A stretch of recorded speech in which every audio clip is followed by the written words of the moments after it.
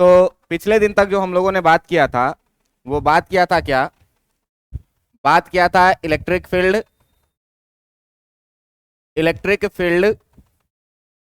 At the axis of charged circular ring. Charge circular ring के axis पर हम लोगों ने इलेक्ट्रिक फील्ड निकालना सीखा था कि जिसमें आपके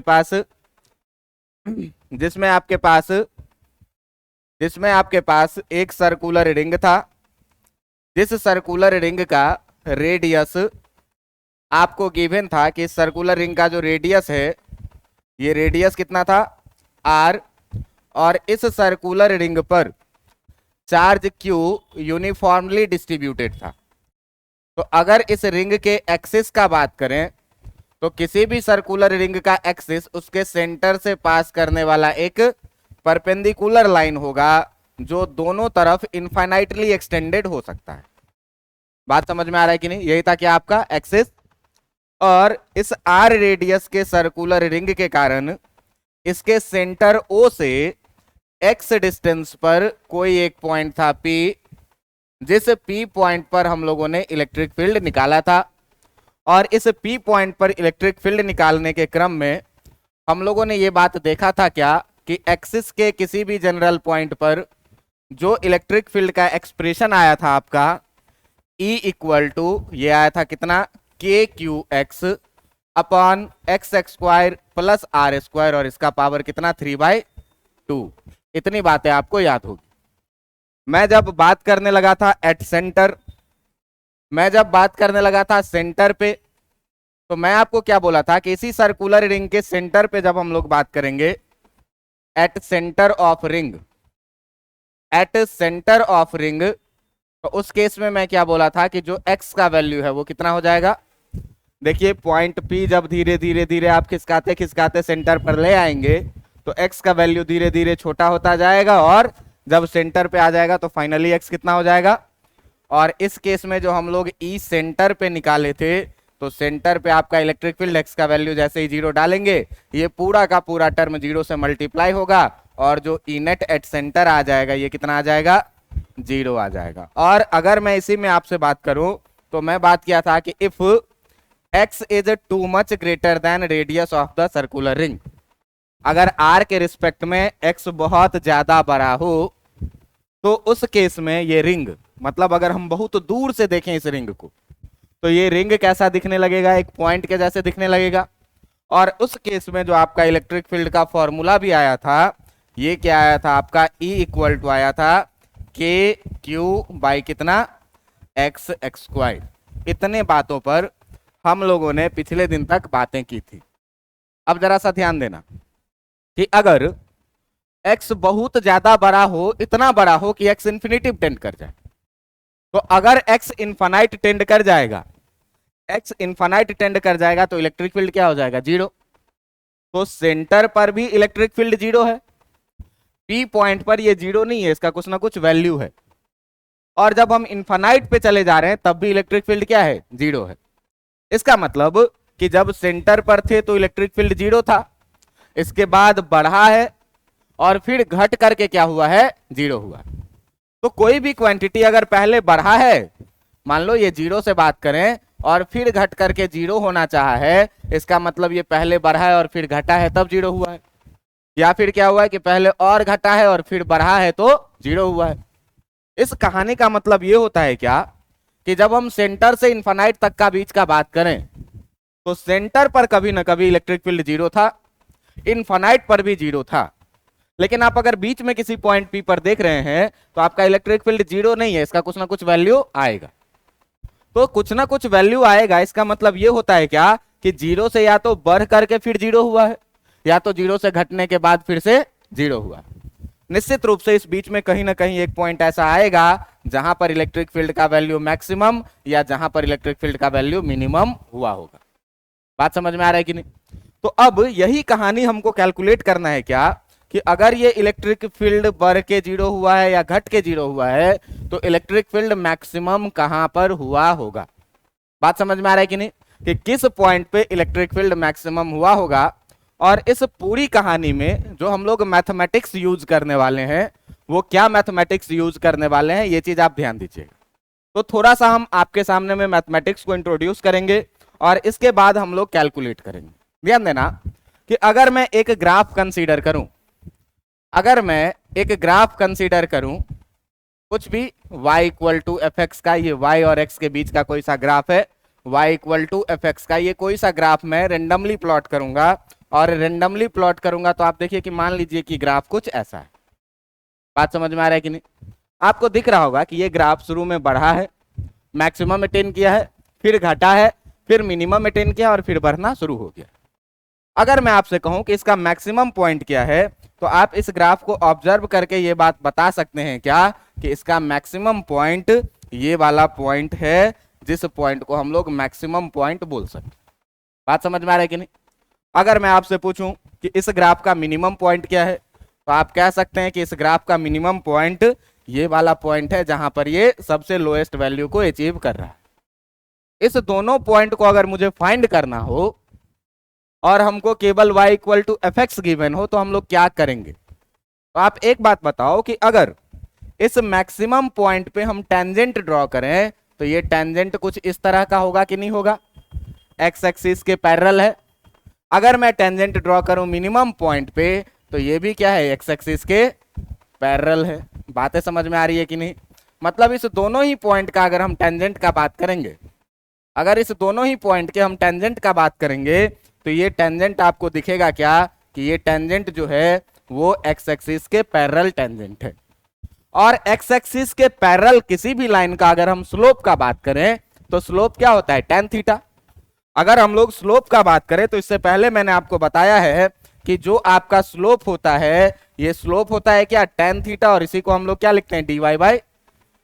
बात समझ में आ रहा है कि नहीं आ रहा है?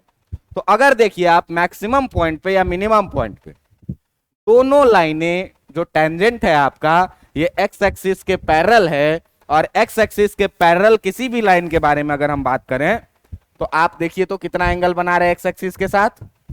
0 डिग्री का। और tan 0 डिग्री का वैल्यू कितना होता है? इसका मतलब कि इस लाइन का भी जो स्लोप होगा, ये स्लोप जो आपका dy बाई dx होगा ये कितना होगा? 0। और इस लाइन का भी जो स्लोप आप लिखेंगे dy बाई dx ये भी कितना होगा?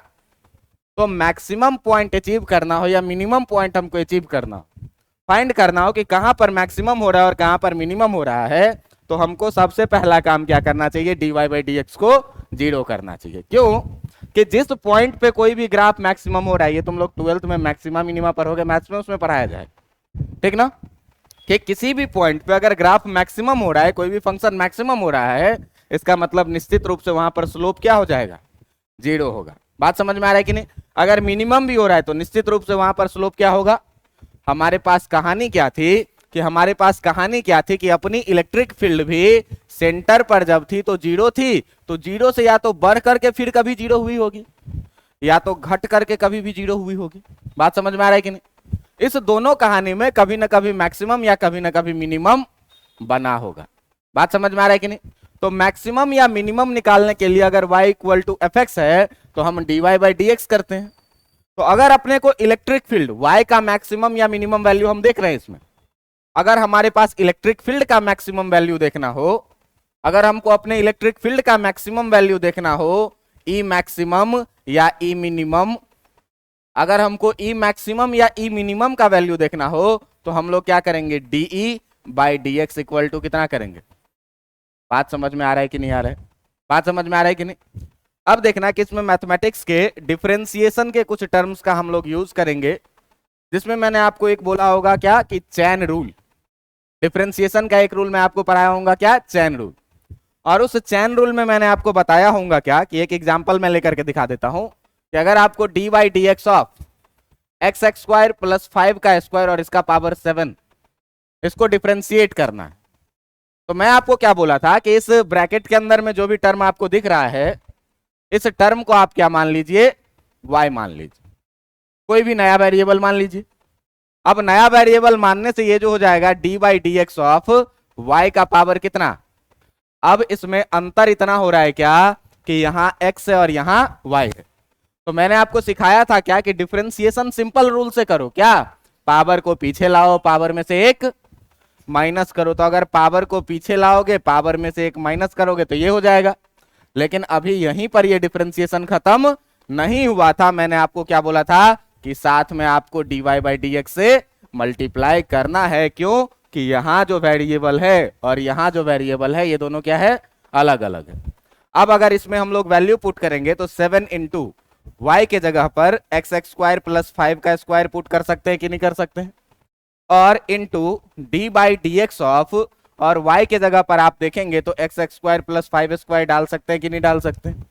आप देखिए कि ये पूरा term 7 into x x square plus 5 square और इंटू ये डी बाई डी एक्स करेंगे एक्स एक्स स्क्वायर का, तो एक्स एक्स स्क्वायर का करेंगे तो पावर पीछे आएगा और पावर में से एक घटेगा तो 2x हो जाएगा, प्लस ये 5 का स्क्वायर कांस्टेंट है तो इसका डिफरेंशिएशन कितना हो जाएगा। फाइनली अगर हम इसको लिखेंगे तो 7 into x x square plus 5 का स्क्वायर और इंटू कितना, थोड़ा और अच्छे से लिखेंगे तो 2 और 7 14 हो जाएगा x, और इंटू कितना एक्स एक्स स्क्वायर प्लस 5 का स्क्वायर। मतलब इस तरीके से हम लोग डिफरेंशिएट करते थे और इसी को क्या बोलते थे, चैन रूल। चैन रूल में क्या देखते थे कि अगर यहां पर वेरिएबल और यहां पर वेरिएबल अलग अलग हो तो सिंपल रूल से ही डिफरेंशिएशन करना है, लेकिन लास्ट में क्या करना है, dy बाई डी एक्स से मल्टीप्लाई करना है। इतनी बातें आपको आती होगी। डिफरेंशिएशन के दौर में मैं दो फॉर्मूला आपके सामने में और ऐड करना चाहूंगा।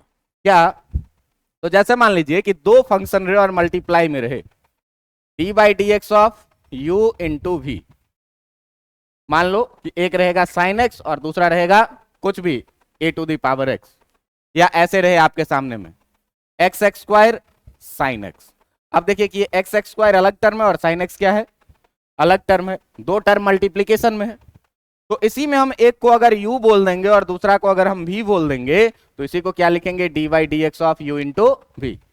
और u इंटू वी को जो डिफरेंशिएट करने का तरीका है वो सीधे क्या है कि आप दोनों में से पहले वाले को लिखिए और दूसरे वाले को डिफरेंशिएट करके लिख दीजिए, u into d v by d x, plus दूसरे वाले को लिखिए और पहले वाले को क्या करिए, डिफरेंशिएट करके लिख दीजिए। ये फॉर्मूला है। आप लोग अगर डिफरेंशिएशन पढ़े होंगे मैथमेटिक्स में तो आपको निश्चित रूप से इस फॉर्मूला से कभी ना कभी मुलाकात हुई हो। और दूसरा टर्म एक और है क्या कि अगर बात करेंगे किस चीज का, डिफरेंशिएशन का ही, और इसी में अगर रहे आपके पास d by d x of u by we का। बात समझ में आ रहा है कि नहीं, d by d x of u by we का, तो इसका जो डिफरेंशिएशन होता है ये होता है v into d u by d x minus u into d v by d x, और नीचे आपको कर देना है क्या, वी स्क्वायर। ये दो फॉर्मूला आपको याद रहना चाहिए जिसको आज हम लोग क्या करेंगे, यूज करेंगे इस चीज को फाइंड आउट करने में। बात समझ में आ रहा है कि नहीं। तो मैं आपको क्या बोला कि अगर हमको किसी भी चीज का मैक्सिमम या मिनिमम वैल्यू चाहिए तो सबसे पहले हम उसको क्या करेंगे, डिफरेंशिएट करेंगे, और डिफरेंशिएट करने के बाद किसके बराबर में करना है, 0 के बराबर में। बात समझ में आ रहा है कि नहीं। कहानी को सॉल्व करेंगे। डिफरेंशिएट करने के लिए हम लोगों को यहां पर 2-3 टूल्स का जरूरत पड़ेगा। एक तो चैन रूल का जरूरत पड़ेगा, दूसरा u इंटू वी का जरूरत पड़ सकता है, तीसरा u बाई वी का जरूरत पड़ सकता है। तो इन एप्लीकेशंस को हम लोग क्या करेंगे, यूज करेंगे। और इस एप्लीकेशंस को कैसे यूज करेंगे ये आप बहुत ही सावधानी से देखते जाइएगा। मैं आपको बताया था क्या कि अगर हमारा सर्कुलर रिंग है, तो इस सर्कुलर रिंग के सेंटर पे अगर मैं देखूं, एक ग्राफ में ऐसे ही रफली प्लॉट कर रहा हूं कि अगर मैं देखूं तो सेंटर पे अगर मैं इसको y एक्सिस बना लूं थोड़ा देर के लिए और इधर से मैं क्या करूं x एक्सिस बना लूं, तो हम लोग क्या देखे थे कि इसके सेंटर पे जो इलेक्ट्रिक फील्ड था ये था कितना, 0, है ना। और जैसे जैसे हम लोग बढ़ रहे थे तो हम देखे क्या कि जो इलेक्ट्रिक फील्ड का वैल्यू है ये बढ़ रहा है, और इनफाइनाइट पे जाने के बाद ये ऑलमोस्ट कितना हो गया, 0। ये बढ़ भी सकता है या फिर यहां से ये मिनिमम भी होकर के क्या हो सकता है। ये हमारी पॉसिबिलिटीज है किस चीज की, इलेक्ट्रिक फील्ड की। इस बीच में कहीं पर इलेक्ट्रिक फील्ड आपका मैक्सिमम वैल्यू भी ले सकता है या फिर अगर घटेगा तो मिनिमम वैल्यू भी ले सकता है। बात समझ में आ रहा है कि नहीं। लेकिन ध्यान देना कि मिनिमम वैल्यू कब लेगा, जब नेगेटिव होगा तब। लेकिन अगर हम लोग अपना फॉर्मूला देखें तो फॉर्मूला अगर हम लोग अपना देखें तो देखिए तो फॉर्मूला में k पॉजिटिव है, चार्ज हमने पॉजिटिव लिया है, x जो डिस्टेंस है वो फॉरवर्ड डायरेक्शन में है, पॉजिटिव है, x पॉजिटिव है, r पॉजिटिव है, ये पूरा क्वांटिटी पॉजिटिव है, तो इलेक्ट्रिक फील्ड भी कैसा होगा? और इलेक्ट्रिक फील्ड जब पॉजिटिव होगा तो निश्चित रूप से ये ग्राफ मैक्सिमम ही अटेन करेगा, ये मिनिमम अटेन नहीं करेगा। अब ये मैक्सिमम कहां पर होगा, जो चीज हमको पता करना है। बात समझ में आ रहा है कि नहीं? तो अगर हम लोग आज के हेडिंग का बात करें तो आज का जो हेडिंग होगा अपना ये होगा क्या, to calculate the point on the axis of charged circular ring, charge circular ring at which electric field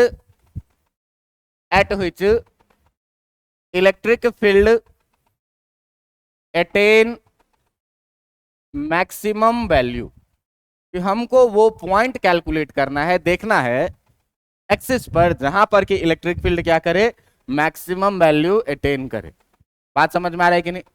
तो मैक्सिमम वैल्यू अटेन करने के लिए मैंने आपको क्या बोला है कि for maximum value of electric field, कि इलेक्ट्रिक फील्ड के मैक्सिमम वैल्यू के लिए मैंने आपको क्या बोला है कि आपको क्या करना है, dE अपॉन dx। देखना कि वेरिएबल पॉइंट क्या क्या चीजें चेंज हो सकती है, इसको जरा सा ध्यान देना कि x d/dx ही क्यों किए और कोई दूसरा चीज क्यों नहीं की।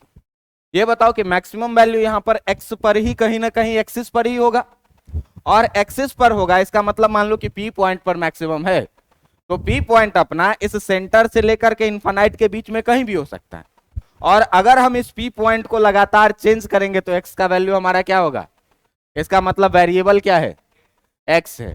Radius of the circular ring आपका कभी चेंज होने वाला, charge on the circular ring जो आपका Q है ये भी कभी चेंज होने वाला, इसीलिए इस पूरे कैलकुलेशन में जो वेरिएबल रखना है वो किसको रखना है, x को, क्योंकि सर्कुलर रिंग का रेडियस हमारा चेंज हो नहीं रहा है। अगर हम पॉइंट टू पॉइंट पता कर रहे हैं तो इसमें हमारा वैल्यू क्या चेंज हो रहा है, x। इसका मतलब कि पूरी कहानी में जो वेरिएबल रहेगा वो कौन रहेगा, x रहेगा। इतने बातों में कोई दिक्कत नहीं है। अब देखिए कि अगर इस वेरिएबल की कहानी को हम लोग आगे बढ़ाएंगे तो dE/dx को हमको कितने के बराबर में करना है, 0 करना है। दुनिया में कभी भी किसी भी चीज का अगर मैक्सिमम वैल्यू या मिनिमम वैल्यू निकालना होगा तो ये इंपॉर्टेंट लाइन आपको याद रखना है क्या, कि उसका डिफरेंशिएशन कर देना है वेरिएबल के रिस्पेक्ट में, और ये क्या हो जाएगा, 0 के बराबर कर देंगे, और 0 के बराबर कर देंगे और सॉल्व करेंगे तो कोई ना कोई वैल्यू आएगा x का, जिसके लिए वो क्या हो जाएगा, मैक्सिमम या मिनिमम हो जाए। बात समझ में आ रहा है कि नहीं? अब देखना कि dE/dx हमको करना है, हमारे पास जो है सो इलेक्ट्रिक फील्ड का वैल्यू है। इलेक्ट्रिक फील्ड का वैल्यू मैंने एक्सिस पे कितना निकाला है, तो एक्सिस पे हमने इलेक्ट्रिक फील्ड का d/dx की जगह d/dx लिखा, और इलेक्ट्रिक फील्ड का वैल्यू जो एक्सिस पर हम लोगों ने लिखा है वो कितना लिखा है, kqx upon x² plus r² का पावर 3/2। इसी को हम लोगों को क्या करना है, डिफरेंशिएट करना है। ये है आपका क्या, kqx upon x² plus r², और इसका पावर है कितना, 3/2, और इसको बराबर किसके करना है, 0 के। आपको बहुत ही अच्छे से जानकारी में है ये बात कि यहाँ कांस्टेंट k और चार्ज q ये दोनों का दोनों ही सर्कुलर रिंग के लिए क्या है, कांस्टेंट है। तो अगर हम लोग देखें किसी गिवन सर्कुलर रिंग के लिए, तो for a given circular ring, किसी भी गिवन सर्कुलर रिंग के लिए अगर बात करें, तो किसी भी गिवन सर्कुलर रिंग के लिए बात करें तो आप देखिएगा कि उस पर चार्ज q गिवन होगा, उस सर्कुलर रिंग का जो है सो रेडियस गिवन होगा, और ये दोनों चीज जो हो जाएगा ये कैसा हो जाएगा, कांस्टेंट। मतलब इस पूरे टर्म में अगर हम रेडियस को देखें तो ये रेडियस भी क्या है, कांस्टेंट, चार्ज q भी क्या है, और k तो जानबूझ करके ही क्या है। आपको मैंने पढ़ाया है पहले कि डिफरेंशिएशन में हम लोग कांस्टेंट को क्या करते हैं, बाहर निकाल लेते हैं। तो जब भैया कांस्टेंट को बाहर निकालोगे तो kq बाहर आ जाएगा, और जब तुम्हारा ये kq बाहर आ जाएगा तो बचेगा कितना, dy/dx of x upon x² plus r² का पावर 3/2, और इक्वल टू कितना, इतना में कोई दिक्कत है क्या? के क्यू इधर मल्टीप्लाई में है तो उधर भेज के डिवाइड में डाल दें क्या? अगर डिवाइड में डाल देंगे तो ये कितना हो जाएगा, d by d x of x upon x x square plus r square का power 3/2, x x square plus r square का power 3/2 equal to 0 upon k q. और आपको पता है कि 0 में किसी भी चीज से हम डिवाइड करते हैं तो आंसर कितना मिलता है, 0 मिलता है। इसका मतलब कि ये चीज जो आपका d by d x of x upon x x square plus r square और इसका पावर 3/2 इक्वल टू हो गया, ये कितना हो गया। अब आप अगर ध्यान से देखेंगे तो ये डिफरेंशिएशन आपको u बाई वी के फॉर्म में दिख रहा होगा। तो अगर हम इसमें u बाई वी का डिफरेंशिएशन लगाएंगे, अगर हम लोग इसमें u बाई वी का डिफरेंशिएशन लगाएंगे, पढ़े हुए अभी कि d by d x of u by वी कितना होगा, तो v d u by d x minus u d v by d x और अपॉन में क्या लिखेंगे, वी स्क्वायर लिखेंगे। ये फॉर्मूला अभी हम लोगों ने देखा है। और आप अगर ध्यान से देखेंगे तो ये जो x है ये किसका रोल प्ले कर रहा है, और ये जो नीचे का ये पूरा का पूरा टर्म है ये किसका रोल प्ले कर रहा है। बात समझ में आ रहा है कि नहीं? अब इसी सारे वैल्यू को हम लोग क्या करेंगे, पुट करेंगे। बात समझ में आ रहा है कि नहीं? तो अगर इसका डिफरेंशिएशन लिखना है तो ध्यान देना, v into d u by d x. तो v into d u by d x अगर हमको लिखना है तो v के जगह पर आप देखिए कि हमारे पास क्या है, x x square plus r square का पावर 3/2। इसका मतलब इस पूरी कहानी को क्या लिखेंगे, x x square plus r square का power 3/2 into d u by d x लिखना होता है। तो into d by d x लिखते हैं। और आप ध्यान से देखिए कि u के जगह पर आपके पास क्या है, क्योंकि देखो v लिखे d बाई डी एक्स और u लिखना है तो u के जगह पर अपने पास क्या है, x है। माइनस का साइन है तो माइनस का साइन डालेंगे। माइनस के साइन के बाद क्या है, u into d v by d x. u के जगह पर कौन है, x है। तो u के जगह पर जब x है तो x into d by d x of v लगाना है। और v के जगह पर आप देखिए कि आपके पास क्या है, x x square plus r square का पावर 3/2। तो क्या लगाएंगे, x x square plus r square और इसका पावर कितना 3/2। और नीचे में हमको क्या डालना है, वी स्क्वायर डालना है। वी स्क्वायर आपका है कितना, x x square plus r square और इसका पावर कितना 3/2। और इस पूरे टर्म का क्या करना है, होल स्क्वायर। और ये सारा बराबर में किसके है। इतनी बातें समझ में आ रही है कि नहीं आ रही है? जरा से ये बताओ, एक्स एक्स स्क्वायर एक्स के किसी भी वैल्यू के लिए या तो 0 होगा या तो 0 से बड़ा होगा। कोई भी टर्म अगर हम सेंटर पे आ जाए, जरा सा ध्यान दीजिएगा कि अगर हम सेंटर पे आ जाए रिंग के, अगर हम रिंग के सेंटर पे आ जाए तो एक्स का वैल्यू कितना, अगर पीछे आ जाए तो माइनस में जाएगा, अगर आगे जाए तो प्लस में जाएगा। बात समझ में आ रहा है कि नहीं? लेकिन अगर एक्स एक्स स्क्वायर का बात करें तो अगर सेंटर पे रहेंगे तो 0 का स्क्वायर 0, अगर आगे एक यूनिट जाएंगे तो x x square equal to कितना, 1 का स्क्वायर 1। अगर पीछे आएंगे तो भी x x square equal to -1 का स्क्वायर कितना, +1। मतलब इसका वैल्यू या तो 0 होगा या तो 0 से बड़ा होगा। लेकिन अगर सर्कुलर रिंग अपने पास गिवन है तो सर्कुलर रिंग अगर गिवन है तो इसका रेडियस कभी 0, रेडियस हमेशा कैसा रहेगा, पॉजिटिव रहेगा। तो अगर रेडियस पॉजिटिव है तो आप ध्यान दोगे यहां पर कि ये एक्स एक्स स्क्वायर ये जो है सो ग्रेटर देन इक्वल टू 0 होगा। और आर स्क्वायर जो है सो ये हमेशा ही ग्रेटर देन कैसा होगा, मतलब इसका वैल्यू पूरा अगर हम देखें तो हमेशा ही 0 से बड़ा आएगा। बात समझ में आ रहा है कि नहीं? इसका वैल्यू हमेशा ही क्या आएगा, 0 से बड़ा आएगा। मतलब ये कभी 0 हो नहीं सकता है। आप अगर थोड़ा सा और ध्यान दीजिए तो आप यहाँ इस स्क्वायर से इस स्क्वायर को कैंसिल कर सकते हैं कि नहीं कर सकते हैं?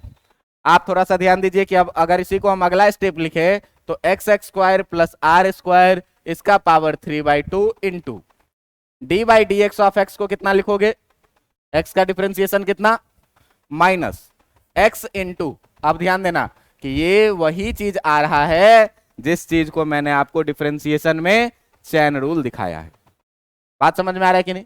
तो चैन रूल में मैं डायरेक्ट इसको y नहीं मानते हुए आप सीधे देखिए कि हम लोग किए क्या, यहां पावर 6 भी था, हम लोग किए क्या, आप देखिए सीधे कि जो ये पूरा टर्म था पावर को पीछे लाए, पावर में से एक माइनस किए और into d by d x of जो टर्म ब्रैकेट में था वो टर्म लगाए। बात समझ में आ रहा है कि नहीं? ये मैं वेरिएबल मानने वाला स्टेप मैं यहां गैप करूंगा, ठीक ना? क्या किया यहाँ देखिए कि पावर को पीछे लाए, पावर आया पीछे, पावर में से एक कम किए, पावर 7 से हो गया 6 into d by d x, जो टर्म ब्रैकेट में था वो टर्म। बात समझ में आ रहा है कि नहीं? अब ऐसा ही अगर डिफरेंशिएशन है तो इस डिफरेंशिएशन को अगर हम लिखेंगे तो पावर को पीछे लाएंगे तो 3/2 पीछे आया, पावर में से एक कम करेंगे तो x x square plus r square का पावर 3/2 माइनस कितना हो जाएगा into d by d x of वो टर्म जो ब्रैकेट में है, और ब्रैकेट में है क्या x x square plus r square, और जो आपका नीचे टर्म है ये नीचे का टर्म है क्या x x square plus r square और इसका होल क्यूब इक्वल टू कितना। बात समझ में आई कि नहीं आई? अब जरा सा देखना कि अगर ये पूरा टर्म को मैं उधर भेज दूं, ये जीरो तो है नहीं, जीरो तो होगा नहीं ये कभी, ये हमेशा कैसा रहेगा पॉजिटिव, अगर जीरो हो जाएगा तो अनडिफाइंड हो जाएगा सीधे, समथिंग बाई जीरो अनडिफाइंड। बात समझ में आ रहा है कि नहीं? इस पूरे टर्म को अगर हम उधर भेज देंगे तो ये बचेगा कितना आपका x x square plus r square का power 3/2 minus x into 3/2 x x square plus r square का पावर 3/2 में से 1 को माइनस करिएगा कितना हो जाएगा 3/2 का मतलब 1.5, और 1.5 में से 1 जाएगा कितना बचेगा। बात समझ में आ रहा है कि नहीं? इनटू ध्यान देना D by d x of x x square करोगे कितना आएगा, पावर पीछे आया, पावर में से 1 माइनस हुआ 2x, और r क्या है कांस्टेंट, और कांस्टेंट का डिफरेंशिएशन कितना होता है 0। बातें समझ में आ रही है कि नहीं? ये पूरा टर्म अगर इधर ले जाएंगे तो 0 से मल्टीप्लाई होकर के ये पूरा कितने के बराबर में हो जाएगा 0 के बराबर में हो जाएगा। और अगर आप मेरे भाई अब अगर थोड़ा सा ध्यान देंगे तो थोड़ा सा ध्यान देंगे तो आप देखिए कि इसी को मैं एक बार और लिखता हूं कितना x x square plus r square का पावर 3/2 माइनस 3/2 और 2 में आप देखोगे अगर यहाँ, चलो एक बार लिख ही लेते हैं, x into 3/2 x x square plus r square का पावर 1/2 और इंटू में कितना है 2x और इक्वल टू कितना। आप देखो कि जो यहाँ का 2 है इस वाले 2 से यहाँ का 2 कैंसिल हो जाएगा, बचेगा कितना 3x into x x x square, 3x x square into x x square plus r square equal to कितना 0। अब ध्यान देना कि x x square plus r square का power x x square plus r square का power 3/2 minus 3 into x x square और into x x square plus r square का 3x x square into x x square plus r square का power कितना बच रहा है और equal to कितना। कोई आपत्ति नहीं होना चाहिए। मैंने क्या किया कि यहाँ जो 3 था ये x और ये x को 3x एक्स स्क्वायर लिखा और x x square plus r square का पावर 1/2 को x x square plus r square का पावर 1/2 लिखा। और यही पूरी चीज जो थी अभी तक की ये कैलकुलेशन थी। और इस पूरे टर्म को अगर हम 0 के बराबर में कर दिए तो अब आप एक देखिए कि ये x x square plus r square का पावर 3/2 है। आप ध्यान अगर देंगे तो अगर x का पावर 3/2 है तो इसको हम लोग x का पावर 1 इंटू एक्स का पावर आधा लिख सकते हैं कि नहीं। पावर को जोड़ेंगे एक और आधा जुड़ के कितना हो जाएगा। बात समझ में आ रहा है कि नहीं। तो इस पूरे टर्म का पावर है 3/2, इसका मतलब मैं इसको x x square plus r square का पावर कुछ नहीं तो 1 और into x x square plus r square का पावर 1/2 लिख सकता हूं कि नहीं। 3/2 को 1 + 1/2 minus 3x x square into x x square plus r square और इसका पावर कितना 1/2 इक्वल टू कितना आ रहा है। कोई दिक्कत है? ध्यान से देखो x x square plus r square का पावर 1/2 दोनों में कॉमन हो जाएगा। तो जब कॉमन हो जाएगा x x square plus r square का पावर 1/2 अगर आप कॉमन करेंगे तो आपके पास बचेगा क्या x x square plus r square इधर बचेगा क्योंकि ये पूरा कॉमन आ गया तो बचेगा क्या एक्स एक्स स्क्वायर प्लस और माइनस इधर ये पूरा कॉमन हो गया तो कितना बचेगा इक्वल टू कितना। अब जरा सा ध्यान देना कि स्क्वायर टर्म का सम x का मिनिमम वैल्यू कितना हो सकता है, x का मिनिमम वैल्यू कितना हो सकता है। बात समझ में आ रहा है कि नहीं। सेंटर पे आ जाएंगे तो x का मिनिमम वैल्यू कितना, या एक्स एक्स स्क्वायर का मिनिमम वैल्यू सीधे लिखो कितना 0 और आर स्क्वायर का जो मिनिमम वैल्यू आएगा ये कैसा आएगा पॉजिटिव आएगा क्योंकि रेडियस का भी 0। तो 0 में अगर हम पॉजिटिव जोड़ेंगे तो वैल्यू कैसा आएगा पॉजिटिव। इसका मतलब कि ये x x square plus r square का जो वैल्यू आएगा आपका, ये जो आपका x x square plus r square आएगा ये ऑलवेज ग्रेटर देन कैसा आएगा ये कभी जीरो होने से रहा नहीं। मतलब ये वाला टर्म आपका, आप पढ़े होंगे फैक्टराइजेशन में कि अगर दो टर्म मल्टीप्लीकेशन में है तो या तो ये जीरो होगा या तो, लेकिन फंडामेंटल अगर थोड़ा बहुत मैथ्स में पढ़े हुए होगे तो ये तुम पढ़े हुए होगे क्या कि root under x x square, या फिर एक्स रूट अंडर एक्स को एक्स एक्स स्क्वायर मत लिखो, रूट अंडर एक्स, या फिर एक्स का पावर 2n, ये सब टर्म जो है सो ग्रेटर देन इक्वल टू कैसा होता है, जीरो, हमेशा पॉजिटिव वैल्यू लेता है। बात समझ में आ रहा है कि नहीं? तो यहाँ देखिए कि दो पॉजिटिव का सम है और दोनों स्क्वायर में है, तो x के बारे में हमको पता है कि इसका मिनिमम वैल्यू कितना हो सकता है, जीरो, लेकिन r का मिनिमम वैल्यू जीरो नहीं होगा, जीरो से बड़ा होगा। तो जीरो में जीरो से बड़ा चीज जोड़ेंगे तो क्या मिलेगा, बड़ा ही ना मिलेगा, मतलब ये कभी जीरो होने वाला नहीं है। तो कभी जीरो होने वाला नहीं है भाई, इसका मतलब बात हुआ ये कि अगर हम यहां से चीजों को आए थोड़ा सा बढ़ा करके, तो ये x x square plus r square इसका पावर 1/2 इंटू इसको अगर लिखोगे तो r square minus 2x x square equal to कितना हो जाएगा। बात समझ में आ रहा है कि नहीं? एक्स एक्स स्क्वायर में से 3x एक्स स्क्वायर गया कितना, -2x एक्स स्क्वायर, कोई दिक्कत नहीं। अब हम इसके बारे में जान चुके हैं कि ये कभी इक्वल टू जीरो नहीं होगा, क्योंकि ये हमेशा ही क्या है, जीरो से बड़ा है। ये कभी इक्वल टू जीरो नहीं होगा, इसका मतलब क्या हुआ कि r square minus 2x x square को ही किसके बराबर में होना पड़ेगा, जीरो के बराबर में। आप यहां से अगर देखेंगे तो आपको मिलेगा क्या, 2x x square equal to कितना, आर स्क्वायर, माइनस से ले गए प्लस में गया। आप अगर यहां से देखेंगे तो आपको x x square equal to कितना मिलेगा, आर स्क्वायर बाय 2, और अगर आप यहां से स्क्वायर हटा करके रूट डालेंगे तो x इक्वल टू आपको मिलेगा plus minus root under r square by कितना, तो x इक्वल टू आपको कितना मिलेगा, प्लस माइनस आर स्क्वायर में से r बाहर और नीचे कितना, √2। इसका मतलब कि x equal to plus r by √2 और x equal to minus r by √2 पर जो है सो इलेक्ट्रिक फील्ड का वैल्यू क्या होगा, मैक्सिमम हो। अब देखना, मैक्सिमम के लिए ना कैलकुलेट कर रहे थे, तो x equal to plus r by √2, x equal to क्या, प्लस आर बाय √2, और x इक्वल टू क्या, माइनस आर बाय √2। सर ये दो वैल्यू का मतलब क्या है, प्लस और माइनस में क्यों आया? तो तुम ध्यान देना कि अगर हम अपने एक्सिस का बात करें तो एक्सिस के फॉरवर्ड डायरेक्शन में अगर x का वैल्यू पॉजिटिव होगा तो बैकवर्ड डायरेक्शन में कैसा होगा, मतलब x equal to plus r by 2 यहां पर भी मैक्सिमम होगा और x equal to minus r by 2 इधर भी कहीं पर क्या होगा। अब हमको रेडियस पता था, उसमें √2 से डिवाइड करेंगे तो x के उस वैल्यू के लिए क्या हो जाएगा, इलेक्ट्रिक फील्ड का वैल्यू मैक्सिमम हो जाएगा, इधर भी मैक्सिमम हो जाएगा। अब जरा सा मन करता है क्या कि सर अगर इसका ग्राफिकल रिप्रेजेंटेशन आप अच्छे से दिखा देते तो थोड़ा ज्यादा अच्छा फील होता। तो याद करना कि जब भी हम लोग इलेक्ट्रिक फील्ड का ग्राफ ड्रॉ करते थे तो वहां पर मैं आपको क्या बताता था कि अगर फॉरवर्ड डायरेक्शन लेंगे, अगर फॉरवर्ड डायरेक्शन इलेक्ट्रिक फील्ड का लोगे तो इसको कैसा कंसीडर करना है, और अगर बैकवर्ड डायरेक्शन लोगे तो इसको कैसा कंसीडर करना है। ये चीज पीछे हम लोग एक दिन ग्राफिकल एनालिसिस में देखे हुए कि नहीं। आपको ये भी बात पता होगा कि अगर पॉजिटिव चार्ज है तो electric field away from the charge होगा, और अगर नेगेटिव चार्ज है तो टुवर्ड्स द चार्ज होगा। बात समझ में आ रहा है कि नहीं?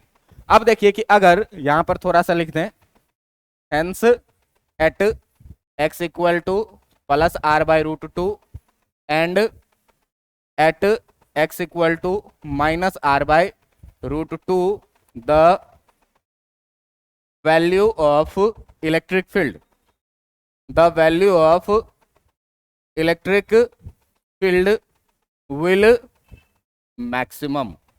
अच्छा, मैथ्स में ये कैसे पता कि मैक्सिमम ही होगा? तो मैथ्स में एक बार और डिफरेंशिएट करके चेक किया जाता है कि मैक्सिमम होगा कि मिनिमम होगा।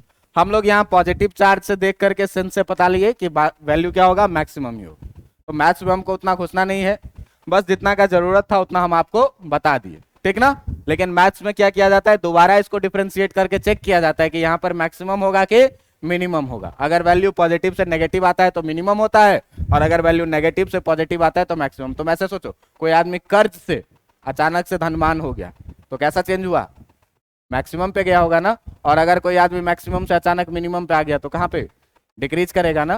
तो अगर पॉजिटिव से नेगेटिव में आएगा तो मिनिमम, और अगर नेगेटिव से पॉजिटिव में जाता है तो वो मैथ्स की बात है, वहां पर हम लोग ज्यादा नहीं जाएंगे। बात समझ में आ रहा है कि नहीं? अब देखिए कि यहां पर अगर हमको ग्राफ देखना है, अगर हमको ग्राफ देखना है, ग्राफ देखना है किस चीज का, तो graph of E versus X due to charge circular ring, कि जो आपका चार्ज सर्कुलर रिंग है, इस चार्ज सर्कुलर रिंग के लिए आपको E वर्सेस X का ग्राफ देखना है। बात समझ में आ रहा है कि नहीं? अब देखो कि इस पूरी कहानी में हम लोग अभी तक क्या जानते हैं। तो हम लोग इस पूरी कहानी में ये जानते हैं कि इलेक्ट्रिक फील्ड एट एक्सिस किसी भी पॉइंट पर अगर हम निकालते हैं तो ये आता है कितना, k q x by x x square plus r square का पावर कितना, 3/2। बात समझ में आ रहा है कि नहीं? अगर इलेक्ट्रिक फील्ड हम लोग निकालते हैं एट सेंटर, तो सेंटर पे ये कितना हो जाता है। अगर हम लोग इलेक्ट्रिक फील्ड निकालते हैं कब, तो for x much much greater than r, for x is too much greater than r के लिए अगर हम लोग निकालते हैं तो ये इलेक्ट्रिक फील्ड कितना निकल के आता है, के Q by x x square. और अगर तुम ध्यान देना कि एक्स इतना बड़ा हो जाए कि इन्फानाइट पे चला जाए, तो अगर एक्स टेंडिंग टू इन्फानाइट होगा तो इलेक्ट्रिक फील्ड टेंडिंग टू कितना हो जाएगा। इतनी बातें समझ में आ रही है कि नहीं? मतलब कि सेंटर पर भी इलेक्ट्रिक फील्ड 0 हो रहा है और इन्फानाइट पर इलेक्ट्रिक फील्ड टेंडिंग टू 0 हो रहा है। एग्जैक्ट 0 नहीं, सेंटर पे एग्जैक्ट 0 है, लेकिन इन्फानाइट पर जाने के बाद क्या है, टेंडिंग टू 0 है। तो देखिए कि अगर हम लोगों को थोड़ा सा ग्राफ बनाने का मौका मिले तो इस ग्राफ को हम लोग कैसे देखेंगे। ऐसा एक सर्कुलर रिंग बनाते हैं, इस सर्कुलर रिंग के वाई एक्सिस पर हम लोग इलेक्ट्रिक फील्ड को रखेंगे, इस सर्कुलर रिंग के वाई एक्सिस पर हम लोग किसको रखेंगे, इलेक्ट्रिक फील्ड को, और इसके एक्स एक्सिस पर जो है सो हम लोग रखेंगे किस चीज को, एक्स को, कि ये जो वैल्यू है ये किसका वैल्यू है, आपके एक्स का वैल्यू है। अब देखिए कि ये चीज जो है सो आपका सेंटर है, ये क्या है, सेंटर ओ, और इस पर हम लोग क्या रखेंगे, एक्स को। जरा सा ये बताओ कि तुमको ये बात तो कंफर्म पता है कि सेंटर पे जो इलेक्ट्रिक फील्ड हुआ होगा ये क्या हुआ होगा, 0 हुआ होगा। अगर हम प्लस r/2 का बात करें तो मान लेते हैं कि इधर कहीं पर होगा ये प्लस r/2, और अगर हम माइनस r/2 का बात करें तो इधर कहीं पर रहा होगा माइनस r/2। हमको ये दोनों बात पता है क्या, कि यहां पर भी मैक्सिमम बनेगा और यहां पर भी मैक्सिमम बनेगा। अब ये बताओ कि अगर इस रिंग पर हम चार्ज रखते हैं कैसा, पॉजिटिव चार्ज, अगर हम इस रिंग पर रखते हैं चार्ज कैसा, पॉजिटिव चार्ज, तो पॉजिटिव चार्ज के कारण electric field away from the charge बनेगा कि टुवर्ड्स द चार्ज बनेगा, अवे फ्रॉम द चार्ज। मतलब कि जो इलेक्ट्रिक फील्ड का डायरेक्शन होगा वो कुछ इस तरह का, और इस डायरेक्शन को हम लोग फॉरवर्ड डायरेक्शन कंसीडर करते हैं कैसा, ग्राफ एक्स एक्सिस के ऊपर के नीचे, ऊपर। तो r/2 पर मैक्सिमम बनेगा, हम लोग मान लेते हैं थोड़ा देर के लिए क्या, कि मैक्सिमम गया कुछ ऐसा। अब देखना कि इस तरफ में इलेक्ट्रिक फील्ड पॉजिटिव चार्ज के कारण अवे फ्रॉम द चार्ज, तो अवे फ्रॉम द चार्ज का मतलब क्या हुआ, कि जो आपके इलेक्ट्रिक फील्ड का डायरेक्शन होगा वो किस डायरेक्शन में, बैकवर्ड डायरेक्शन में। और बैकवर्ड डायरेक्शन में इस साइन को हम लोग कैसा कंसीडर करते हैं, ग्राफ एक्स एक्सिस के ऊपर बनेगा कि नीचे बनेगा, अरे नेगेटिव डायरेक्शन में ऊपर बनेगा कि नीचे बनेगा, नीचे बनेगा। तो नीचे बनेगा तो मैक्सिमम का मतलब क्या, कि इसके कारण जो मैक्सिमम आएगा कुछ इस तरह का मैक्सिमम आएगा। बात समझ में आ रहा है कि नहीं आ रहा है? अब देखना कि सेंटर पे 0 से शुरू हुआ और यहां मैक्सिमम पर इसको पहुंचना है, सेंटर पे 0 से शुरू हुआ और यहां मैक्सिमम पर इसको पहुंचना है, तो मैक्सिमम पर पहुंचने के लिए इसको बढ़ना पड़ेगा कि नहीं बढ़ना पड़ेगा। इसका मतलब 0 से मैक्सिमम तक में ये ग्राफ कुछ इस तरीके से बढ़ेगा। बात समझ में आ रहा है कि नहीं? और मैक्सिमम के बाद जैसे जैसे दूर जाता जाएगा इसका वैल्यू घटेगा और इन्फानाइट पे जाकर के क्या लगेगा, कि ऑलमोस्ट कितना हो गया। बात समझ में आ रहा है कि नहीं? अब देखिए कि इस तरफ यहां पर इसको सेंटर से इस मैक्सिमम वैल्यू पे पहुंचना है, तो सेंटर से यहां तक पहुंचने के लिए इसको कुछ इस तरीके से चलना पड़ेगा, और यहां के बाद फिर ये धीरे धीरे जैसे जैसे इन्फानाइट की तरफ जाएगा इसको क्या लगेगा, कि ऑलमोस्ट कितना हो गया। इस तरह का कुछ आपको ग्राफ देखने को मिलेगा सर्कुलर रिंग के कारण, कि अगर हम फॉरवर्ड 0 पे 0 r/2 तक जाने में मैक्सिमम अटेन करेगा, और फिर जैसे जैसे जाएंगे इन्फानाइट पे जाके क्या लगेगा, ऑलमोस्ट कितना हो गया। नेगेटिव डायरेक्शन में भी अगर देखेंगे तो 0 पे 0 ही है सेंटर पे, और यहां से जैसे जैसे बढ़ेंगे ये मैक्सिमम वैल्यू अटेन कर रहा है।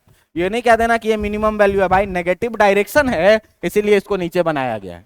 बात समझ में आ रहा है कि नहीं? यहाँ पर ये नहीं सोचना कि सर नीचे तो नेगेटिव होता है और इलेक्ट्रिक फील्ड नेगेटिव नहीं है। बात समझ में आ रहा है कि नहीं? तो यहाँ पर मैक्सिमम वैल्यू अटेन किया, फिर जैसे जैसे इन्फानाइट की तरफ गए इलेक्ट्रिक फील्ड क्या हो गया, 0।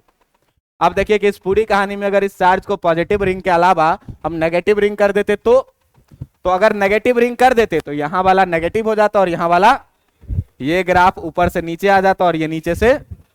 बात समझ में आ रहा है कि नहीं आ रहा है? तो ये पूरी कहानी थी आज की किस चीज की, इलेक्ट्रिक फील्ड के वेरिएशन की, जो हम लोग सर्कुलर चार्ज रिंग के कारण देखे। उसमें क्या देखे कि अगर किसी भी चीज का अगर आपको मैक्सिमम या मिनिमम वैल्यू निकालना है तो आपको सबसे पहले क्या करना पड़ेगा, उसको डिफरेंशिएट करके जीरो के बराबर में करना पड़ेगा। क्यों? कि जहां पर मैक्सिमम होगा या मिनिमम होगा वहां पर स्लोप कितने के बराबर में, जीरो के बराबर में। इसका मतलब dy बाई डी एक्स किसके बराबर में, तो dy बाई डी एक्स हम लोग यहाँ इलेक्ट्रिक फील्ड देखना चाहते हैं, तो y का मैक्सिमम देखना था तो dy बाई डी एक्स। अगर हमको इलेक्ट्रिक फील्ड का मैक्सिमम देखना है तो dy, इसको किसके बराबर में करना पड़ेगा, जीरो के बराबर में। इसमें हम लोगों ने चैन रूल के डिफरेंशिएशन का यूज किया, u इंटू वी का यूज किया और u बाई वी का यूज किया।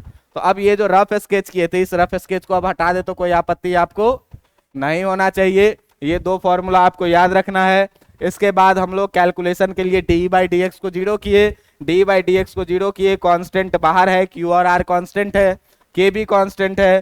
कांस्टेंट को बाहर करके भेजे, जीरो के बराबर में हो गया। ऊपर वाला x को u, नीचे वाला को v, u बाई v का फॉर्मूला लगाए, u बाई v का फॉर्मूला लगाए। देखे क्या कि x square plus r square हमेशा ही जीरो से बड़ा होगा, बड़ा होगा, उधर भेज दिए, जीरो से मल्टीप्लाई होकर जीरो हो गया। इस टर्म में से क्या किए कि पूरी कहानी को डिफरेंशिएट करने के बाद कॉमन लेकर के सॉल्व किए। लास्ट में यहाँ पर एक ट्विस्ट क्या था कि हम लोग क्वाड्रेटिक इक्वेशन में जब भी सॉल्व करते थे तो x minus two into x minus three आ जाता था इक्वल टू जीरो। तो एक बार क्या करते थे x minus two equal to zero और एक बार क्या करते थे x minus three equal to.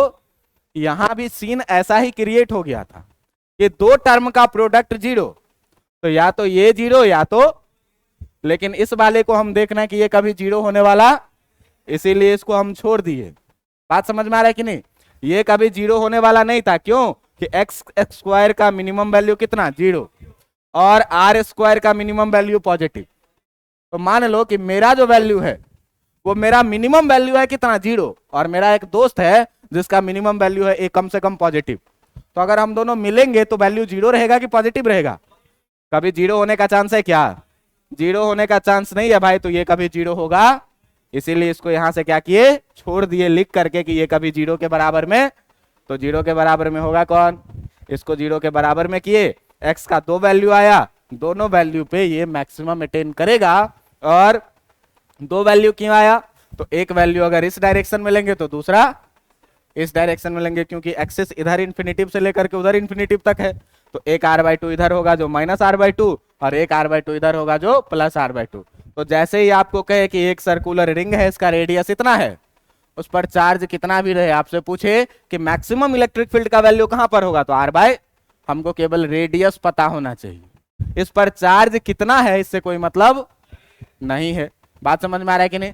अब देखो कि x equal to r by two पे अगर इसका मैक्सिमम इलेक्ट्रिक फील्ड हो रहा है तो आपके मन में ये भी सवाल आ रहा होगा कि इलेक्ट्रिक फील्ड कितना होता है, मैक्सिमम इलेक्ट्रिक फील्ड कितना होता है। तो देखो इस फॉर्मूला में अगर x के जगह पर r by root two put कर दोगे तो इलेक्ट्रिक फील्ड का मैक्सिमम वैल्यू आ जाएगा कि नहीं आ जाएगा?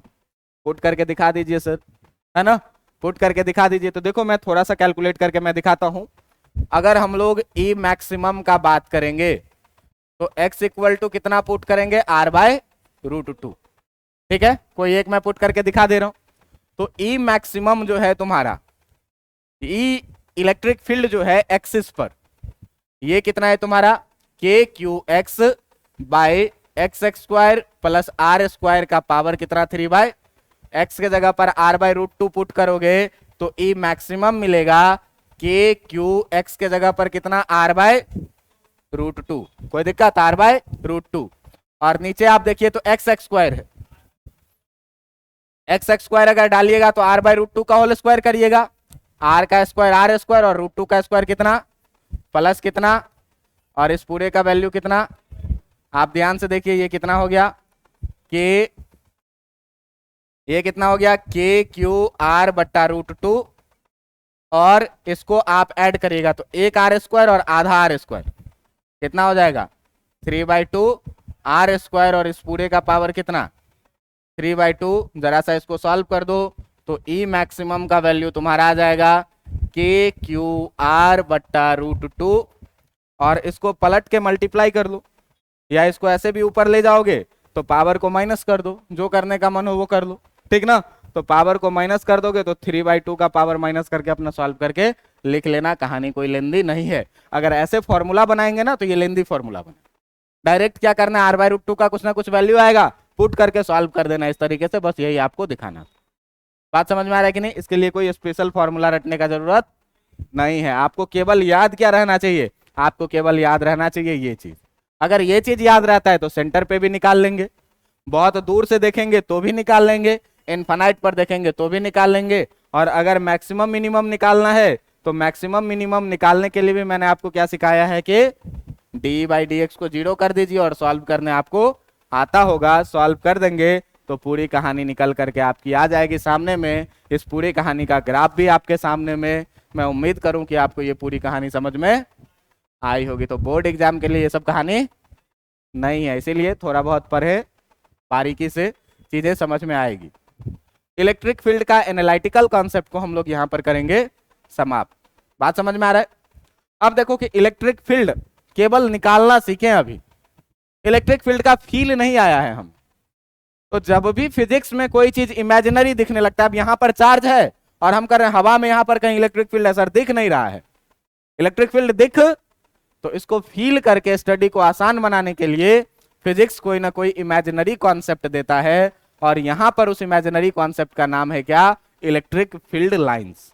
बात समझ में आ रहा है कि नहीं? आप लोग 10th क्लास में पढ़े होइएगा magnetic field line, due to straight conductor, due to circular loop, due to solenoid, पढ़े है कि नहीं? तो मैग्नेटिक फील्ड लाइंस की क्या जरूरत पड़ेगी, यहाँ पर मैग्नेट है और यहाँ पर मैग्नेटिक फील्ड बना रहा है, लेकिन दिख तो नहीं रहा है, तो उसके लिए एक इमेजिनरी लाइन का कॉन्सेप्ट लाए स्टडी को इजी करने के लिए। इसी तरीके से इलेक्ट्रिक फील्ड के स्टडी को भी इजी करने के लिए इलेक्ट्रिक फील्ड लाइंस का कॉन्सेप्ट लाते हैं, और बहुत थ्योरेटिकल चीजें हैं, आसान चीजें हैं, आप सीखेंगे, आपको समझ में भी आएगा। तो अगले दिन से हम लोग इलेक्ट्रिक फील्ड लाइन शुरू करेंगे। तुम्हारा ये बहुत ही लेंदी प्रोसेस यहाँ पर समाप्त हो गया। बात समझ में आ रहा है कि नहीं? चीजों को और धीरे धीरे आगे बढ़ाएंगे, लेकिन अभी क्या करना है, फिलहाल थोड़ा सा ब्रेक देना है, ठीक है? फिर चीज एक बार लेंदी स्टेट में जाएंगे, तो धीरे धीरे जब पढ़ोगे ना एक तरीका से, तो चीजें समझ में आएगी। आप देखिएगा कि पिछले 14-15 लेक्चर में हम लोगों ने जो भी काम किया है वो एकदम सीक्वेंस में किया है, कि जो पहले क्लास में पढ़ा है उसका यूज अगले क्लास में, उसका यूज अगले क्लास में, उसका यूज अगले क्लास में। तो जो भी लोग आप कंटिन्यूअस क्लास किए हैं, मैं गारंटी लेता हूं कि आपको समझ में आया होगा। और आपको अब जरूरत है क्या, सेल्फ प्रैक्टिस करने की। थोड़ा थोड़ा प्रैक्टिस करते रहेंगे तो याद रहेगा, नहीं तो इधर हम अगले चैप्टर में जाएंगे, इधर आपका पिछला चैप्टर खाली। बात समझ में आ रहा है कि नहीं? तो वो होने नहीं देना है, इस बात का तुम ही ध्यान रखना, नहीं तो फिर कोई फायदा नहीं होगा। तुम ये बात सोच लो कि अगर हम लोग यहाँ पर पढ़ रहे हैं तो आप पेमेंट कर रहे हैं, आप आ रहे हैं, धूप हो, जाड़ा हो, बरसात हो, सब झेल के आ रहे हैं, आप मेहनत कर रहे हैं, आप क्लास में मार खा रहे हैं, और फिर भी अगर आपके एग्जाम के टाइम में आपको 100 रुपए का गेस्ट पेपर खरीद के रट के एग्जाम देना पड़े, तो ये बहुत बुरी बात है। बात समझ में आ रहा है कि नहीं? तो इस चीज से बचने के लिए आपको अभी से कंटिन्यूअस रहना है, अभी से कंटिन्यूअस रिवीजन करना है। क्या कि हम गेस्ट पेपर का, मॉडल पेपर का और सवाल का जो भी है, हम प्रैक्टिस सेट के जैसे यूज करें, क्या कि उसमें केवल एक नजर देखेंगे, सारा कुछ मुझे आता है। बात समझ में आ रहा है कि नहीं? तो एक तरफ से सीक्वेंस से रिवीजन करते जाना है, भूलना नहीं है। भूलोगे तो मैं पूछूंगा और बस एक लाइन का बात।